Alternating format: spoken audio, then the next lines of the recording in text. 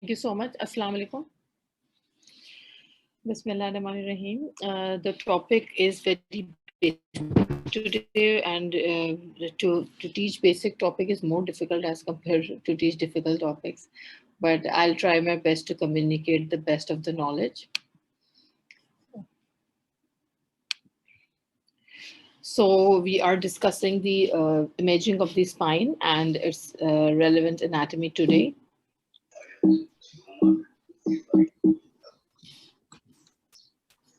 The objectives of today's session is to list the application of various imaging modalities of the spine, understand the imaging anatomy of the spine on various modalities, identify clinically important anatomical landmarks on various spinal imaging modalities, and interpret the spinal pathologies in context of the anatomical location.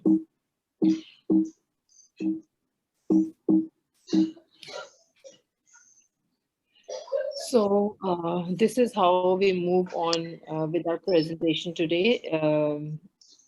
We'll discuss the imaging modalities first. These are the imaging modalities we usually use for the spine: X-rays, conventional myelogram, CT scan, CT myelogram, MRI, DEXA scan, radioisotopic studies, and spinal DSA. DEXA scan is actually used just for the osteoporosis, so we are not going to discuss this because we don't have enough time. And spinal DSA, we are not going to discuss the spinal DSA as well, as it's rarely used in cases of spinal AVMs. So now CT scan and MRI, these are the general indications for both of the modalities: degenerative disc lesions, post-operative spine tumors, any degenerative disease, trauma, congenital abnormalities of this kind. Now it depends on what we are looking for more. Like if we are interested in soft tissue more, so we'll go for MRI, and if there is bone involvement more, we go for a CT scan. We'll get to know further when we move forward to our session. These are the images of the CT scan, basic images. On the left side, you can see this is a soft tissue window of the CT scan, and this is the bony window. We do scanning on a soft tissue window usually, and we, by our post-processing, we get these bone window images. In soft tissue images, you can well appreciate the paraspinal muscles, ligamentum flavum, the disc, and the cord. Whereas in bone window images, the rest of the things are masks, and we can well appreciate the bone. They're bone prominent in the bone window images. CT scan is only done in axial plane, and the rest of the images are reconstructed through a multiplanar imaging sequence in the post-processing data. These are the 3D images of the CT scan. We can get these images also by post-processing. Myelogram actually these days is only used in cases where there is a contraindication to MRI and you want to see the space, subarachnoid space, obstruction of the subarachnoid space by any tumor, disc disease, or any other cause. Otherwise, if MRI is available and there is no contraindication to MRI, MRI is the investigation of choice to see the subarachnoid space or any other pathologies involving the subarachnoid or epidural space. MRI is used to diagnose a degenerative disc disease and to differentiate the disc from the surgical scar tissue to see the HNP, tumor invading canal, bony fragments in the canal, and the cyst. But all, as I told you before, it is used only in cases where MRI is either not available or patient has any absolute contraindication for MRI. Now, these are the images of the CT myelogram. This is the conventional myelogram. You can see it's done under X-rays. And these are the images of the CT myelogram.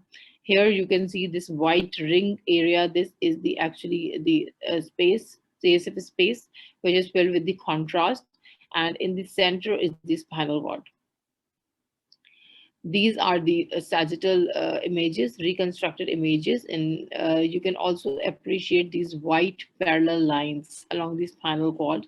This is the contrast within the subarachnoid space. This is another image showing the white contrast and the nerve roots in the center.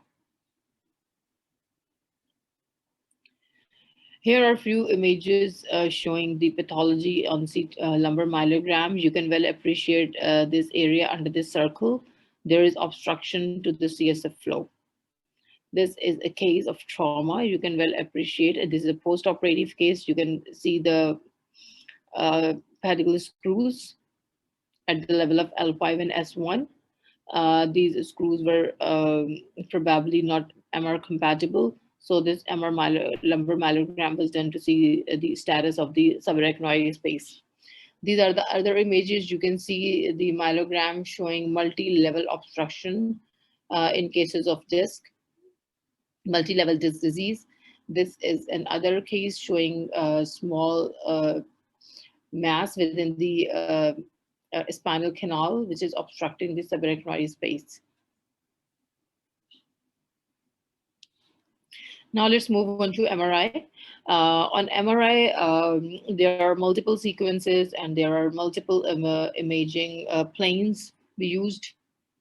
In MRI, we have to take images differently. Like we have to take sagittal images, coronal images, axial images separately. There is no post-processing or there is no reconstruction in MRI. So we have to do the different planes as well as the different sequences in MRI. So it takes more time as compared to the CT scan. So in cases of emergency or any life-threatening condition, we go for CT scan, not for MRI, because it takes time for the imaging to do in MRI. This is a T1 weighted image and this is a T2 weighted image. How we differentiate, we look at the spinal canal and the CSF. On T1 weighted images, CSF is black, and on T2 weighted images, the CSF is white.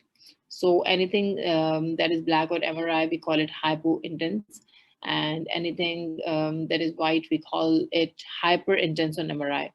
So this is a hypo-intense signal of the fluid on T1 weighted images and hyper-intense signal on T2 weighted images.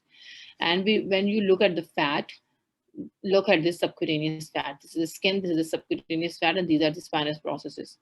The fat is high on both T1 and T2 weighted images, but it's more higher on T1 weighted images.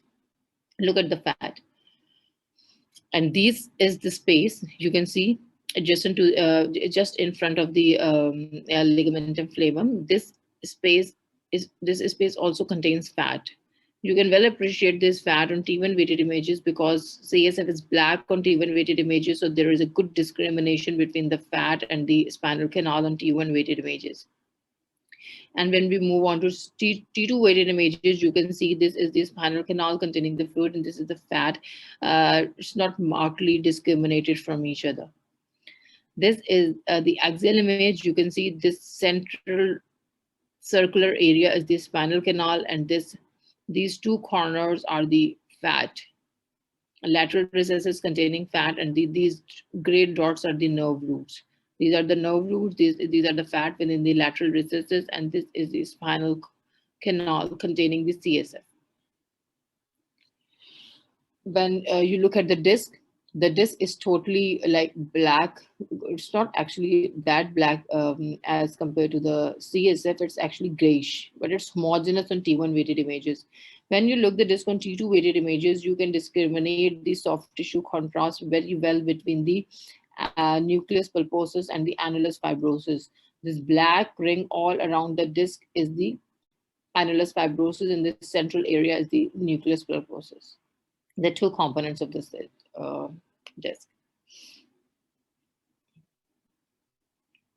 The STIR images is one of the very important imaging sequence we use for MRI. You can see this is the T2 weighted image, and this is the STIR image of the same patient. Sorry, this is the fat set image, and this is the STIR image. You can well appreciate this fluid signal, hyper intense area within the posterior spinal soft tissue. This is a case of trauma. There is edema, the high signal intensity within the interspinous muscles. These are the spinous processes, and these are the interspinal muscles. You can well appreciate this abnormal signal intensity on STIR images. I'll show you more cases later when we'll move on to the spine one by one, starting from the C1, C2. STIR is also used in differentiating between the focal area fat deposition and hemangioma. You can see this is an area of focal area of fat deposition, which shows suppression on STIR images. There is no high signal on in this area on STIR image. This is the subcutaneous fat. Look at the subcutaneous fat outside and look at the subcutaneous fat on STIR images. And look at this abnormal signal intensity area showing same signal as that of fat outside, subcutaneous fat. This is same on T1 weighted images, T2 weighted images, and on STIR images. And this is a case of hemangioma. You can see it's remained high on STIR images. Now, bone scan, we use bone scan for metastasis. It's like generalized from head to toe. You can see when there is uptake, it appears black on bone scan. We can also use bone scan in cases of suspected stress fractures. Ultrasound is only basically usually used in antenatal cases for the to see the abnormalities of the spine, so that we can line up the post-op course of the patient. This is the ultrasound of the lumbocircular spine. You can see these are the vertebral bodies, intervertebral disc space. This is the spinal canal, and these are the spinous processes. Now let's talk about C1, C2 first, as C1, C2 is anatomically, radiologically, and surgically in all aspects is totally different from the rest of the spine. So we'll discuss C1, C2 separately. This is an open mouth image of C1, C2 junction. We do this image because in normal cervical spine X-rays, AP and lateral, we cannot appreciate this C1, C2 articulation well. You'll see in the later images. It is this view is done to show the pathology involving C1 and C2. The dens is centrally located. You can see this is the dens. These are the lateral masses of the C1, the first cervical vertebrae. This is the body of the C2, and this is the articulation between the C1 and C2.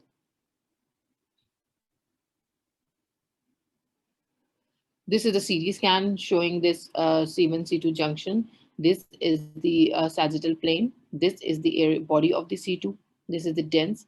This is the anterior part of the arch of the C1, and this is the posterior tubercle, and this is the anterior tubercle. Here you can see on axial images, just this is the plane actually taken for the axial images. So we cannot appreciate the posterior arch well. However, the anterior arch is well appreciated along with the anterior tubercle, and this is the dens projecting just behind the anterior arch. This is the skull base, mastoidea cells, and this is the trachea. This is a slightly lower level, at the level of the body of the C2. You can see this is the body of the C2, and this is the posterior arch. This is how we see the whole arch when we do planning in this plane, taking the whole ring of the C1 in a single plane. This is a case of a Jefferson's fracture. That is the burst fracture of C1. You can see there is fracture. You have to mention, you have to see, or you have to mention the which part of the arch are involved.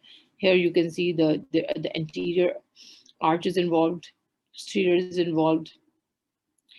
And this kind of fractures are usually unstable fractures. If there is also involvement of the ligament, here you have a ligament. We cannot appreciate this ligament in CT scan, but part of the ligament can be appreciated on MRI due to its good soft tissue contrast. This is another case of the burst fracture. You can see there is bilateral fracture of the anterior arch as well as the fracture of the posterior arch. This kind of fractures are very crucial because you can see the foramen is adjacent, it's adjacent to the foramen. So you need to look for the vertebral artery in such cases because they are traversing from this point. This is, you can see on open mouth x-rays, you can well appreciate the lateral displacement of these lateral masses. This is a sign, secondary sign of fracture of the C1 vertebral body. Look, there is lateral displacement. However, normal cases, it is seen just adjacent to the articulation is disturbed bilaterally. This is another case. The other indication we can see on X-rays in cases of the fracture of the C1 is there is discrepancy in the distance on the lateral aspects of the dents. Here you can see the distance is less and here the distance is more, and this is quite clear. However, this is hazy on left side. This is the CT scan reconstructed images, coronal reconstructed images with the displacement of the lateral masses, and here you can see the multiple fractures. You can also appreciate fractures on CT scan when we move forward or backward, like anteriorly or posteriorly. Here you can see there's a chip displaced from this lateral mass, and here you can see comminuted kind of fracture involving the lateral mass. On MRI, this is the mid-sagittal image of the cervical MRI. You can see this is the cranial cervical junction. This is the medulla, pons medulla, and this is the spinal cord. This is the CSF space, very well delineated CSF space. This is again C2. You can see this is the body of the C2, and this is the dens. There is a slight rudimentary kind of a rudimentary disc kind of appearance in between the dens and the body. This is the anterior arch of the C1, and this is the posterior arch of the C1. This is how you see this C1, C2 area on MRI. This is ligamentum nuchae at the back. On axial images, you can see this is the arch of the C1. This is the spinal canal showing the spinal cord. This small rounded area is the dens. This is dens, and this is the body of the C2. Here you have the ligament.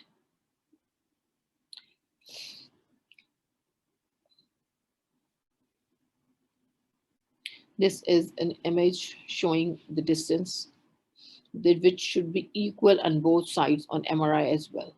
This is the dens. These are the lateral masses of the C1. The distance on both sides should be equal. And this is the distance between the anterior arch of the C1 and the dens. This distance should be less than 3 millimeters and up to 5 millimeters in children. This is very important. This distance is very important in cases of trauma. This is another measurement we usually take, that is the craniovertebral angle. Here you can appreciate this is the line, call it the basilar line, and this is the posterior tangent to the C2. There is another line, and we took this angle. This angle should be 150 degrees in flexion and 180 degrees in extension. In cases of spinal compression, you can see this angle is disturbed. The basilar line is also used to see the basilar invagination. We're not going to discuss it because we cannot discuss all the pathologies today. This is a case, a very common pathology at C1, C2 junction is tuberculosis. Here you can have a look of this TB on CT and on MRI. You can see on CT scan, you can only see the erosion and destruction of the dens with anterior displacement of the dens. There's pathological fracture with anterior displacement of the dens. On close observation, you can appreciate this soft tissue mass on CT scan, but it is very well appreciated on MRI. You can see this is the body, this is the displaced dens is not clearly visualized. This is a small chip here, and this all area is a soft tissue component, which is likely an abscess, soft tissue abscess involving this area, and it is compressing the spinal canal, that is the cranial cervical junction with high signal intensity within the cord, likely representing edema. You cannot appreciate cord on CT scan. It is well appreciated on MRI. This is a case of a rheumatoid arthritis. This is also a very common pathology in this area.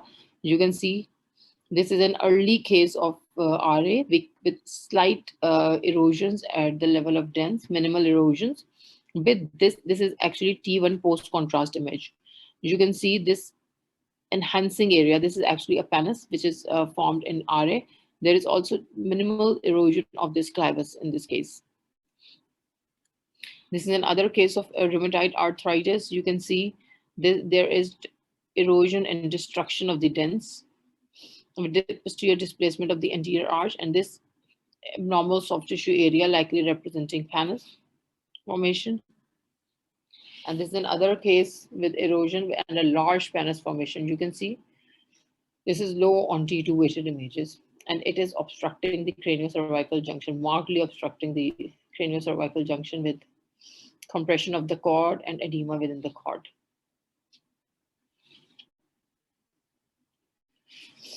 Now C3 to C7, we do the regular AP and lateral views of the cervical spine. You can see when we do the AP view of the cervical spine, the first prominent vertebrae we see is the C3. That's why we do the open mouth view for C1, C2 area. We cannot clearly appreciate this area due to the mandible and this chin area and all the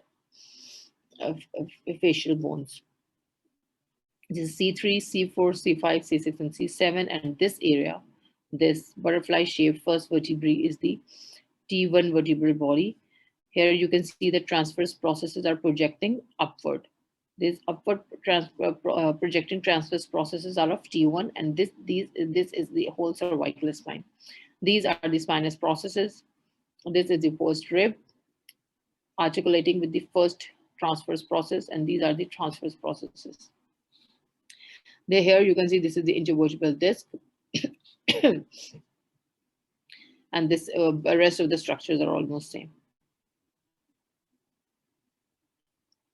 This is the lateral view of the cervical spine. On lateral view, you can appreciate this C1, C2 very well. This is the C2 with the spinous process, body, as well as the dens. This is the anterior arch of C1, and this is the posterior. And you can see these are the interspinous ligaments. These are the intervertebral disc spaces and the vertebral bodies. I'll not go in details because you all, I think, know about this basic anatomy of the cervical spine and X-rays. In cases of trauma, we do lateral cervical spine X-ray, but in a lying position. Here is the view. The imaging almost, because you never know whether the spine is stable or unstable in cases of trauma, so always do lateral spinal view, lateral as well as the anterior posterior view in supine position in cases of trauma. These are the posterior anterior oblique or anterior posterior oblique views of the cervical spine. Sorry.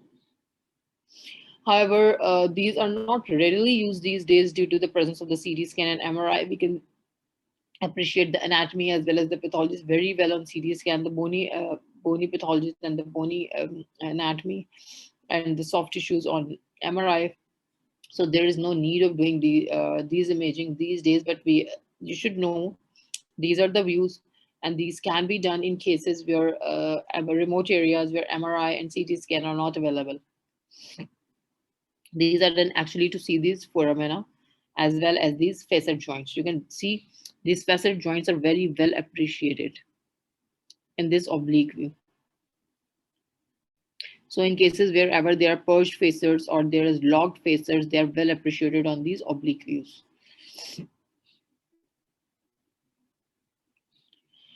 These are the lateral hyper extension and the hyperflexion views of the cervical spine.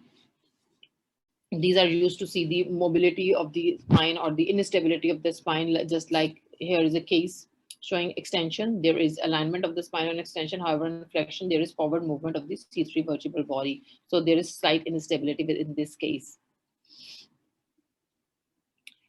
These are the normal lines they use to see the alignment of the cervical spine. Anterior vertebral line, posterior vertebral line. This is the spinal laminar line. There is also the posterior spinal line. This is the case of purged facets. You can see there is loss of alignment of the spine. In this case, with slight posterior displacement of this inferior articular facet. This is another case. This is called the bow tie sign, the purged facets. These are not actually locked, but these are purged. This is a cervical spine CT scan. Axial images. You can see this is this vertebral body. These are the transverse foramina from where vertebral artery crosses. And this is the posterior spinal elements, lamina, spinous process, vertebral body. There's a bifid spinous process in cases of the cervical spine. This is another view at the level of the foramen. You can see these are the neural foramina, these are the facet joints, disc, as this is the level of the disc, and this is the posterior spinal elements. And this is the level of the vertebral body. You can see the lamina and the pedicles. You need to see both this view showing the pedicle as well as the foramina to see any abnormalities at the level of either pedicle or the foramen. These are the few fractures. This is the fracture of the posterior. You can see this spinous process. This is the fracture of the lamina. When you know the anatomy, you can appreciate the pathology, where actually the pathology is. There is also slight displacement or the widening of the facet joint on right side. There's the burst fracture of the vertebral body, as well as the fractures of the bilateral lamina. And this is the teardrop fracture with dislocation. Here you can see this is the X-rays and this is the CT scan. This marked displacement of the cord. This is the mid-sagittal image. I have already shown you this image in the section of C1, C2. You can well appreciate this. Here you can well appreciate these facet joints in the cervical spine paramedian sagittal view. There is no need of doing oblique views these days because we can appreciate any pathology on MRI as well as the CT scan. This is also a paramedian sagittal view showing this zygoprophyseal joints or the facet joints. These are the paraspinal muscles. This is C1, lateral mass of the C1. These are the axial images. Always look for the vertebral bodies for any pathology or anything like paravertebral component or anything that is compressing the artery. This is the spinal cord and this is the CSF all around the cord. You should also see the alignment of the cervical spine on MRI. Here you can see this is the anterior spinal line showing the anterior longitudinal ligament. Here we have the posterior longitudinal ligament. This is the interrupted line showing the ligamentum flavum. This is the posterior atlantoaxial membrane, and here when it progresses upward, this is the posterior atlanto-occipital membrane.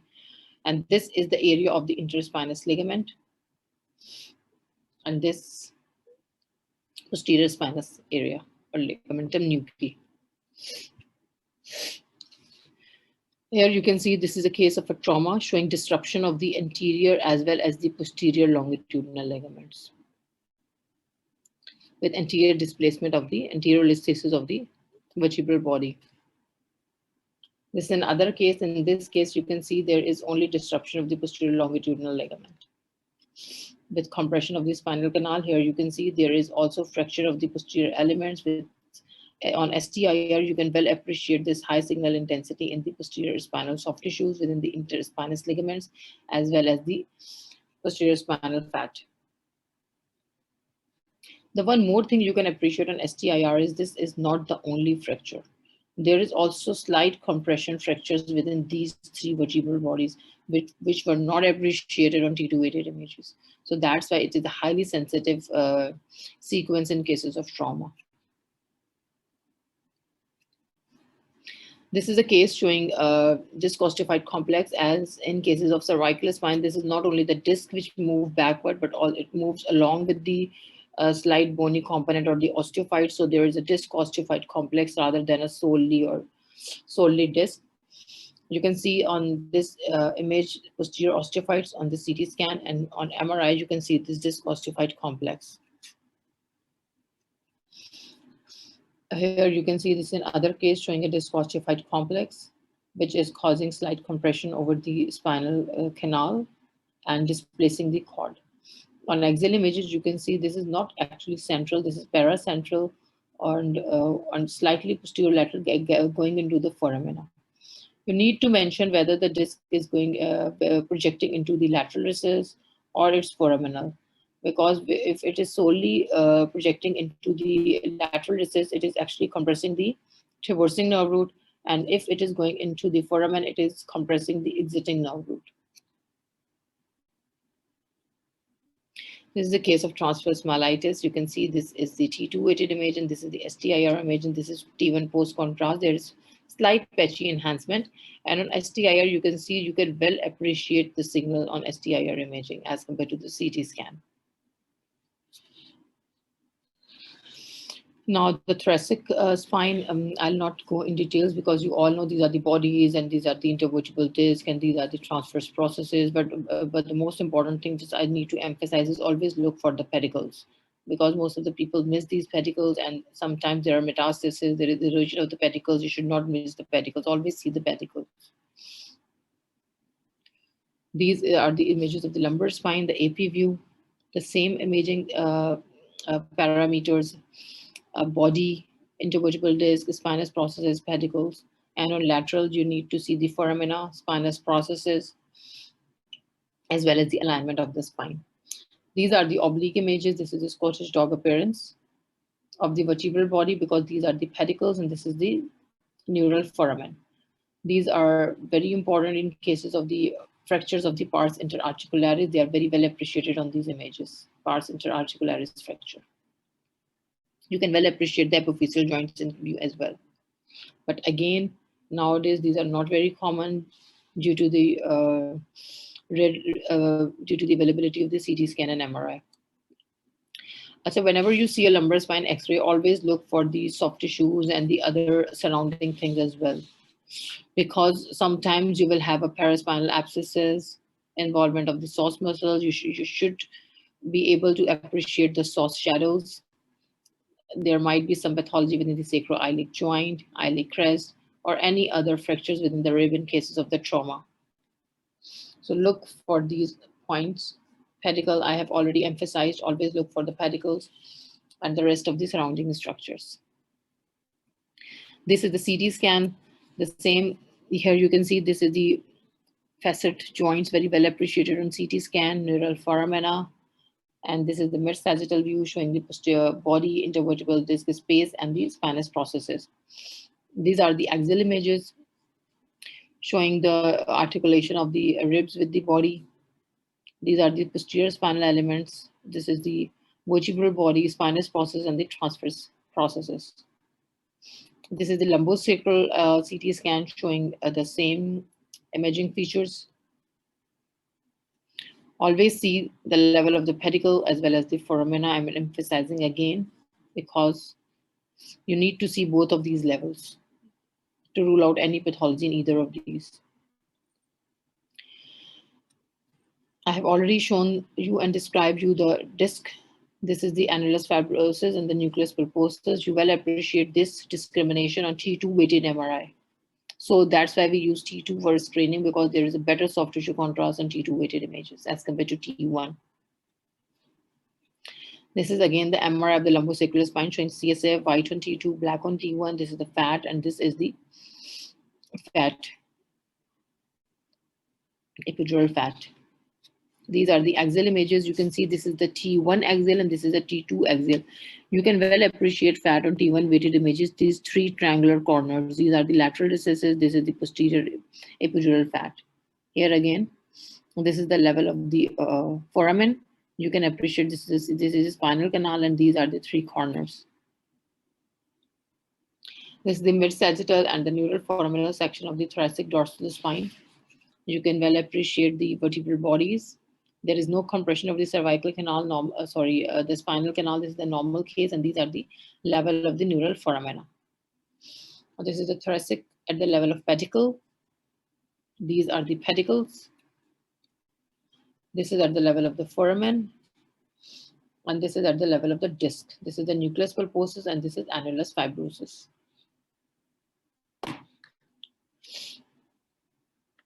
This is the lumbar spine. Again, this is the foraminal level, parasagittal, and this is the mid-sagittal level. This is an axial view. You can see the vertebral body, and this is the disc, nucleus pulposus, annulus fibrosus, foramina. These are the facets, and this is the spinous process, and these are the lamina.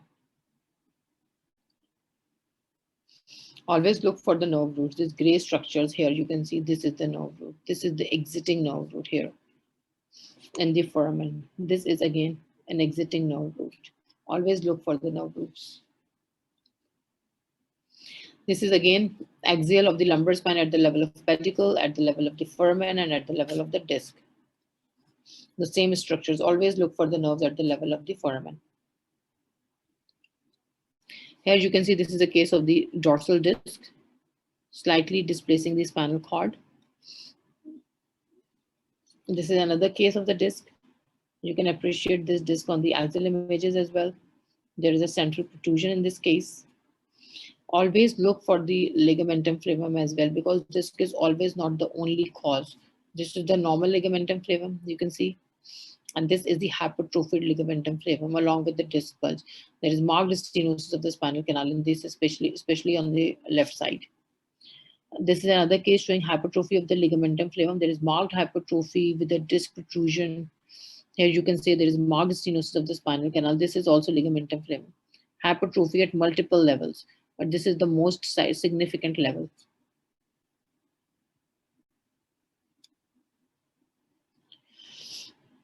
This is an image I just want to show you that at every level there is a traversing nerve root and an exiting nerve root. Always mention which nerve root is compressed by the disc. Here you can see this is a traversing nerve root and this is an exiting nerve root.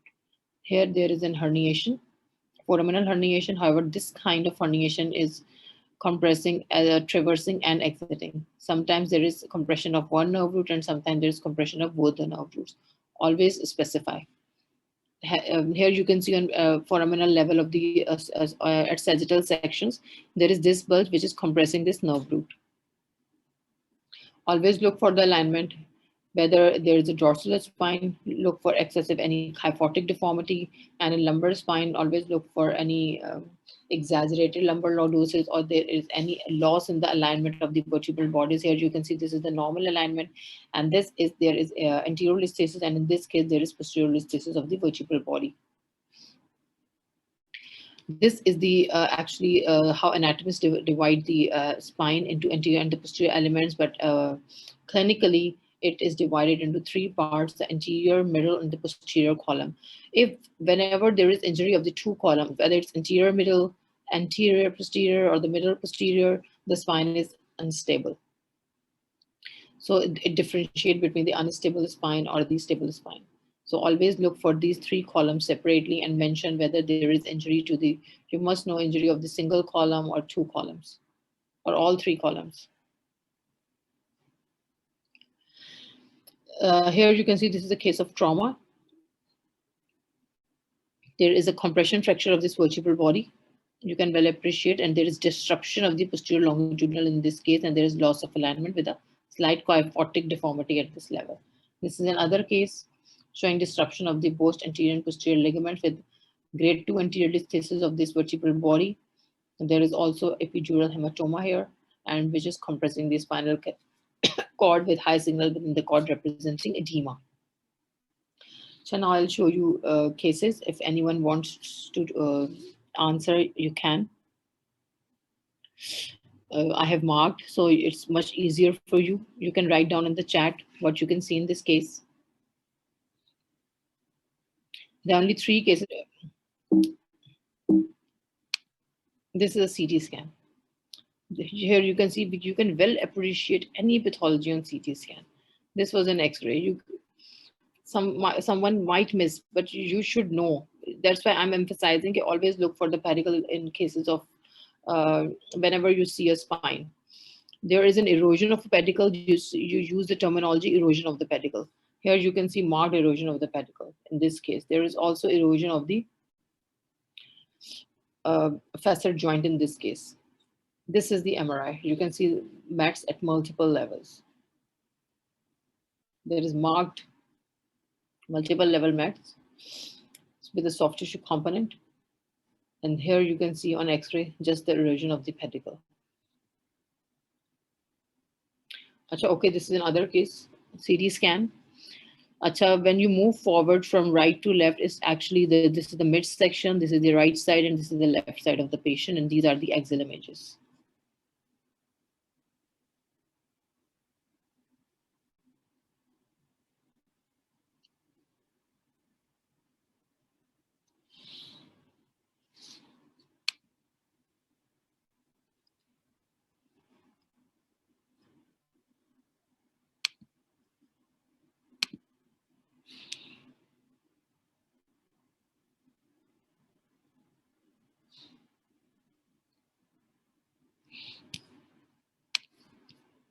Anyone want to comment? Okay. Pfizer said there is listhesis of L4 over L5. Okay, there is.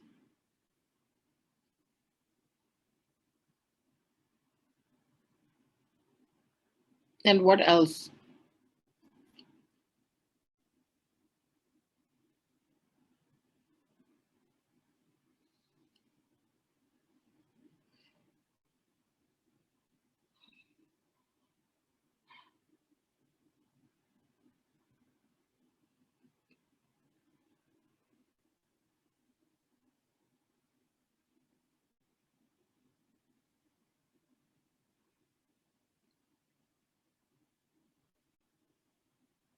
Break in pars interarticularis. Eamon said there's break in pars interarticularis. Okay, I'll tell you.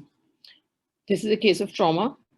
Here you can see there is slight listhesis of L4 over 5, but there is also listhesis of L5 over S1, right? Here you can see a fracture. Can you see? There's a slight chip over here as well. But the most important finding in this case is these locked facets. This is a very rare case. I just saw this case yesterday in my department. This is my departmental case. Just look at this facet. This is the superior articular and this is the inferior articular. This is the normal alignment. I have told you always look for the normal alignment. This is the normal alignment of the facet joints. This is the superior articular and this is the inferior articular process of this facet joint. When we go down, this is reversed. Here you can see on axial images reverse burn sign. This is the normal facet. This is this level. You can see a fracture. This is the level of the L4-5. This is the articulation of L4-5. You can see a fracture over here. This is the fracture. But this area, L5-S1, you can see there is reverse burn sign on axial imaging and there is locked facets. This is a very rare case because most of the time you see these locked facets or purged facets in cases of cervical spine. But when you go through the anatomy well, so you will never miss it. See, there is loss of alignment of these facet joints.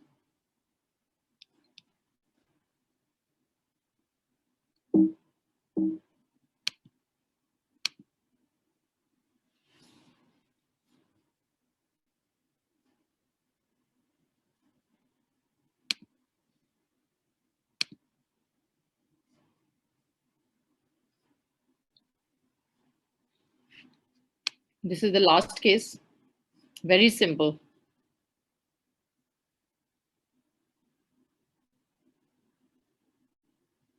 And very clear. Yes, there is ossification of the posterior longitudinal ligament. So your take-home message is thorough knowledge of relevant anatomy combined with good clinical assessment is the cornerstone for interpretation of imaging. If you don't know the anatomy, you're not going to interpret the pathology.